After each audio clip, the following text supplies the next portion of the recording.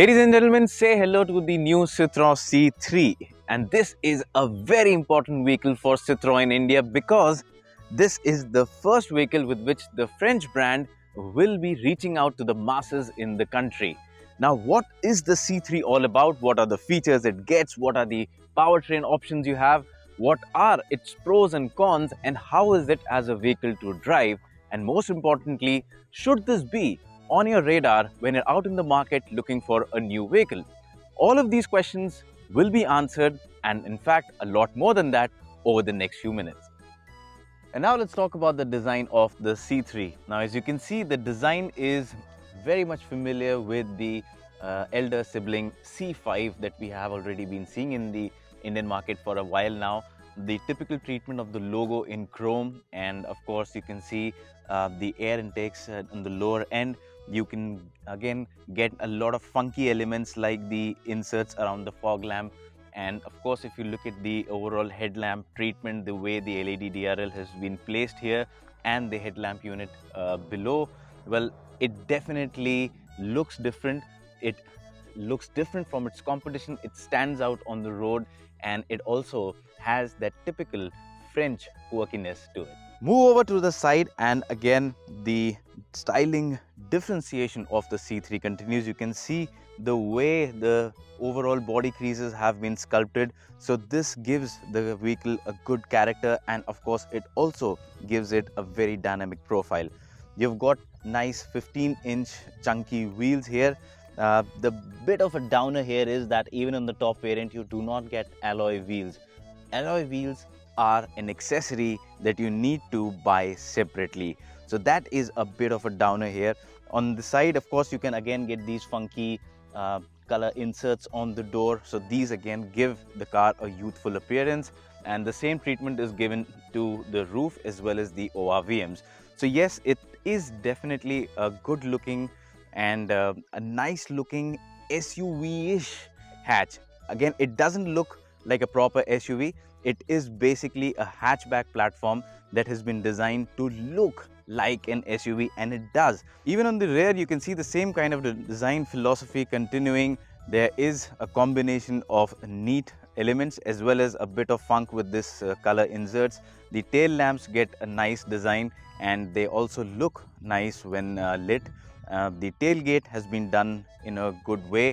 It's clean, it's not overdone, and as a result of that, the C3, when you look at it overall from a design perspective, the C3 does come across as a vehicle that will definitely stand out amongst its rivals and of course turn heads also. So I would say, as far as design is concerned, the C3 does get a nice high score. Now, talking about the cabin of the C3, well, one of the first things that you might notice once you step inside is that there is a lot of funk inside the cabin. And where does that come from? Well, that you can see primarily in the dashboard. Now, if you look at the dashboard, it's got this very different looking color mix between orange and golden, and with this dotted pattern, it gives the dashboard a very different and a funky look overall. If you look at the center console, you've got this 10-inch infotainment screen, and I must say that from the segment perspective, the screen definitely works well. It's got very good touch response, and the resolution too is crisp, and as a result of that, you get a very good visibility even under direct sunlight. It gives you Android Auto, Apple CarPlay, and beyond that, if you talk even about the sound quality from the standard audio system, I would say that is pretty decent as well.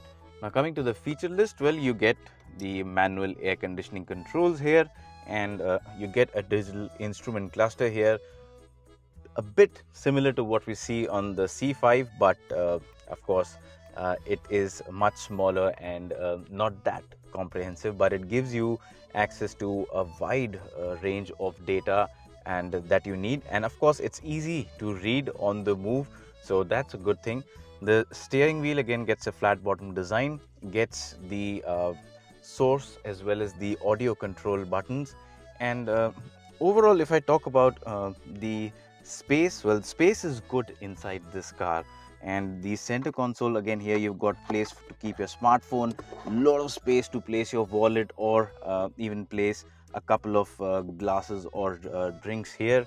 So even the door pockets have a lot of space, and you've got some space here also beneath the handbrake lever. So yeah, I would say in terms of practicality, the car scores well. Where it could have done better is in terms of the overall material quality and fitment quality. Now, if I talk about the lower part of the dashboard, the plastic quality here, it's got this hard plastic, and the quality at best is decent, I would say. And there are some bits that are a bit off right now. Like for example, if you look at the button on the steering, this is a new car, but the buttons are already moving around a lot. So I hope these are some quality issues that can be fixed in the production vehicles. Beyond that, one other thing I want to mention that adds a bit more to the feeling of cost cutting inside the cabin is, for example, these sun visors. Now these are pretty flimsy to touch, and they are quite small in size too. So when you are trying to use them to protect you from direct glare of the sun, their usage is kind of limited. So yeah, these are some of the bits that are a bit off, but the overall front experience of the C3, I would say, is pretty good. Get into the rear seat of the C3 and you instantly realize, well, this is one of the strong areas of the C3. Now in terms of space, well, this is where the C3 really shines. With the driver's seat adjusted to my driving preference, and I'm 5 feet 8 inches for reference, you can see the amount of knee room I have is very impressive. I can easily slide my feet under the driver's seat, and I still have a good amount of under thigh support. As a result of this, it is very easy for me to find a comfortable seating position, and this really contributes to the overall comfort of the cabin. The cushioning on the seat itself is pretty nice, I would say, and the seat also offers good side support and shoulder support. What I would have wanted it to have a bit more is the backrest angle. I wish the backrest angle had a bit more inclined. That would have added a lot more to the comfort. But the headrest is pretty nice. It again gives you good comfort. And in terms of space, like I said, it's good. The headroom also you have here, it's pretty decent.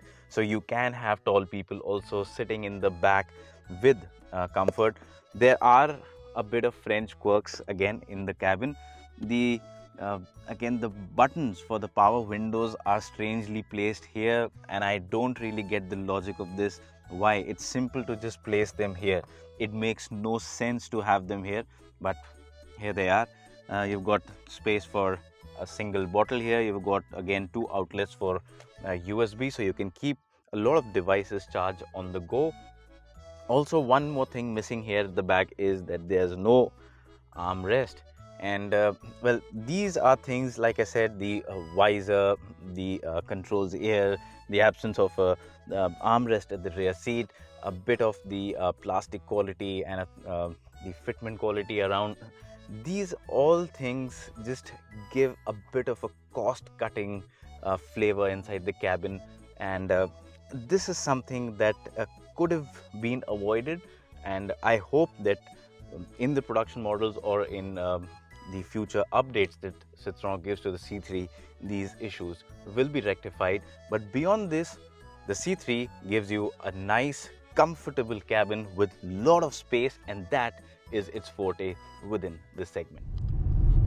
Alright, now let's talk about the performance. But before we go to the performance, let me tell you a bit more about some shortcomings that I found inside the cabin of the C3. Now, for example, well, the ORVMs, they are manually adjustable. You don't get electrically adjustable ORVMs. Strangely, there is no dimming function in the IRVM, not even a manual one. I mean, cars which are in a lower segment come with that. On top of that, the co-passenger doesn't get a grab handle, and again, there's no rear wiper. I mean, for a car that is pretty much a hatchback or an SUV, you do not have for this kind of a body styling a rear wiper, which is a big miss, and we experienced that today when it was raining earlier in the morning. It just makes driving very problematic.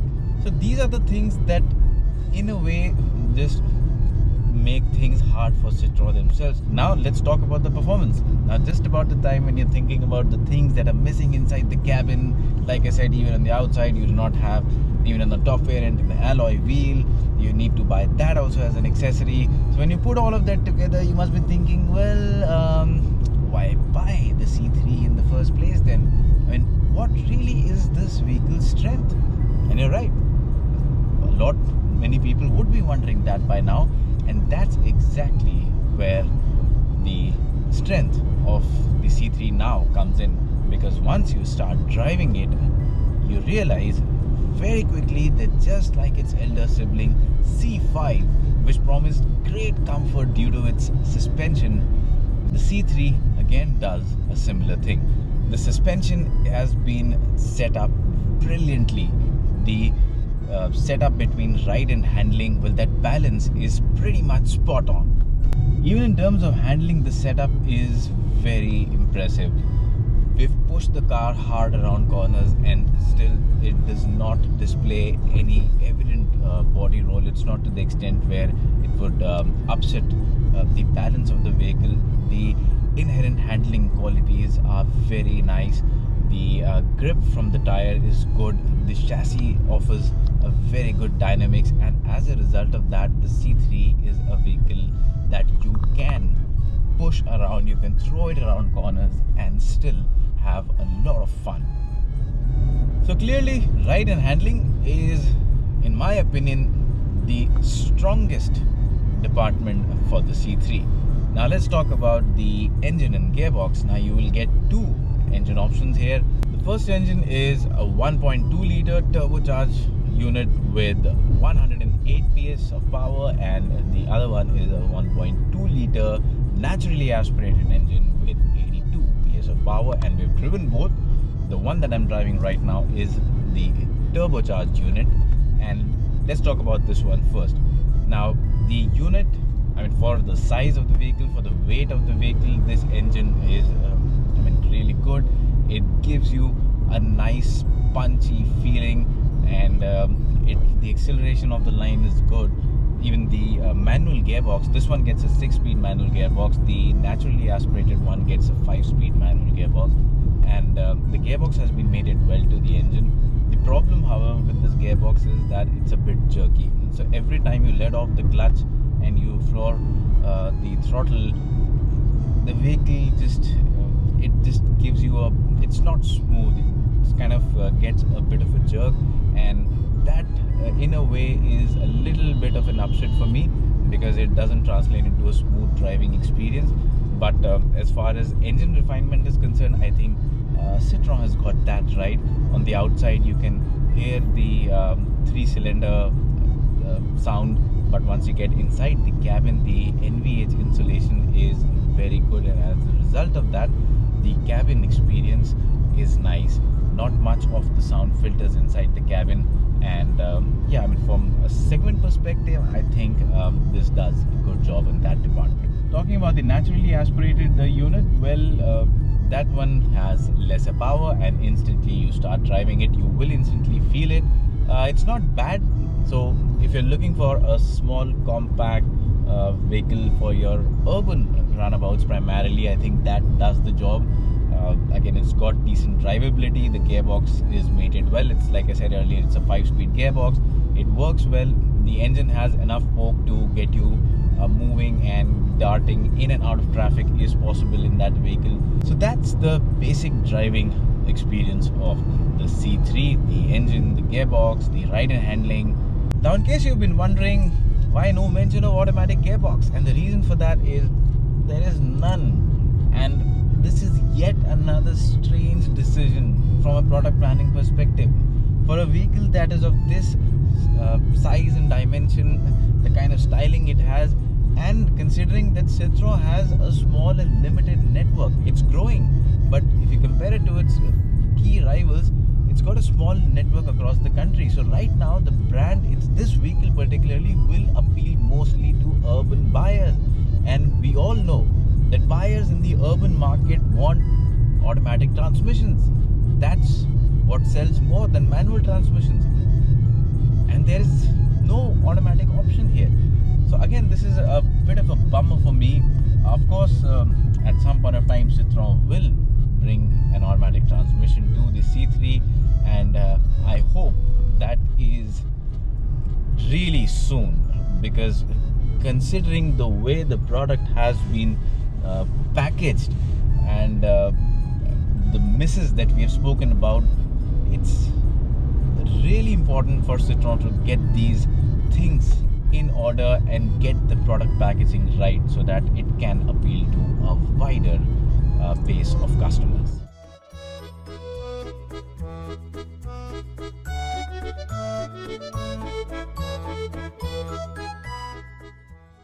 So with all the details discussed about the C3, this brings us to the last part of this video, and that's the conclusion. And that's where we'll tell you whether you should consider the C3 or not. Now, the final thing missing in this puzzle is the prices, because they haven't been revealed yet, but they will be on the 20th of July. But you can start booking this car from the 1st of July. Now, what should the prices be? Well, considering the fact that the C3 is an impressive vehicle, it offers good space, great ride and handling, but you also need to consider that it misses out on some of the key and basic features that we discussed earlier. Citroen will need to ensure they price the C3 aggressively. Competitive pricing might just not cut it out for them. So aggressive pricing is the way to go for the company. And if that happens, at least for the initial lot of the car, I think the C3 as a vehicle is good enough to make a mark for itself in this segment.